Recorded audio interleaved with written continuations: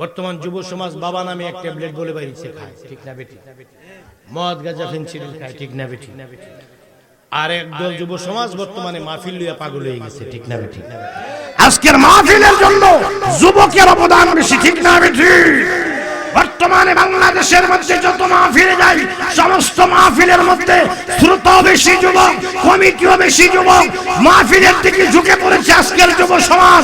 আজকের যুব সমাজ আগামী দিনের ভবিষ্যৎ, তারা ইসলামের কান্ডারি, তারা ইসলামের তন্ত্র প্রহরী, তারা ইসলামকে ধরে রাখবে, ঠিক না বেটি? একদল চলছে মাহফিলের দিকে ছুটে, আরেক দল চলছে ইয়াবা ট্যাবলেটের দিকে ছুটে। বাবা ট্যাবলেট, বাবা নামে আব্বা নামে এক ট্যাবলেট বাড়িছে বলে কোন সুরে জানি নামটা দিছে বাবা, আর নাম পাইছিল না, আর নাম পাইছিল না, বুঝছা বাবা নাম দিলি কিল্লাই? বাবা নাম কেন দিলা? এটার নাম বলে ইয়া বাহানা কিতা জানি, ইয়া বাহানা কিতা জানি, এটার নাম দিছে বাবা ট্যাবলেট। এই যুবক, আমরা বাবা ট্যাবলেট, বাবা ট্যাবলেটের ধারে কাছে যাব না, আমরা নবীর দুরূদ পড়ব, ঠিক না বেটি? জোরে বলুন, ঠিক না বেটি? আমার ভাইয়া গভীর মনোযোগ, অন্তরের কান লাগান, নবীর পাগলের আগুন। আজকের মাহফিলটি হলো জান্নাতের বাগান। জান্নাত ওয়ালার সাথে যে জায়গার সম্পর্ক, ওই জায়গাটা হয়ে যায় জান্নাতের বাগান। জান্নাতের খালেককে, জান্নাতের মালিককে, জান্নাতের সরদারকে, জান্নাতের কান্ডারিকে জান্নাতে যাওয়ার জন্য কি করতে হবে আমাদেরকে? এক নম্বরে আমাদের দুটা জিনিসকে মজবুত করা লাগবে। একটা হলো ঈমান, আর একটা হলো আমল। ঈমান এবং আমল যদি ভালো হয় তাহলে জান্নাতে যাওয়ার আশা করা যায়। ঈমান কাকে বলে আর আমল কাকে বলে? আমল হলো আপনার রোজা, আমল হলো আপনার নামাজ, আমল হলো আপনার হজ, আমল হলো আপনার যাকাত, আমল হলো আপনার কুরবানি, আমল হলো আপনার ফিতরা, আমল হলো আপনার ওজিফা, আমল হলো আপনার তালিম।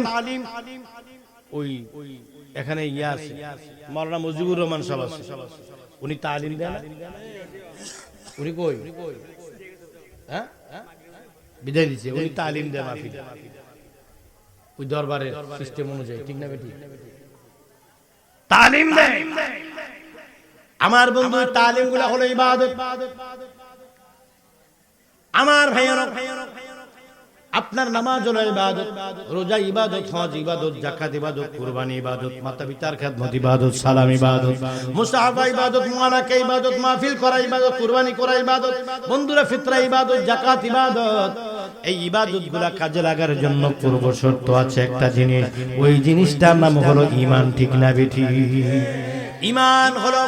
ঈমান হলো আমলের কি পূর্ব শর্ত হলো ঈমান। যেমন নামাজের পূর্ব শর্ত হলো ওযু, ঠিক কিনা? নামাজের পূর্ব শর্ত যেমন ওযু, ওযু না থাকলে যেমন নামাজ হয় না, এমনি করে ঈমান না থাকলে আমলগুলো কাজে লাগে না, ঠিক না বেঠি? আমার নবীর পাগলের পাগল ঈমান হলো হুব্বে রাসূল, হুব্বে রাসূলুল্লাহ মিনাল ঈমান। নবীজির মুহাব্বতের নাম হলো ঈমান। নবীজির মুহাব্বতের কথা কোরআনে আছে কি নাই?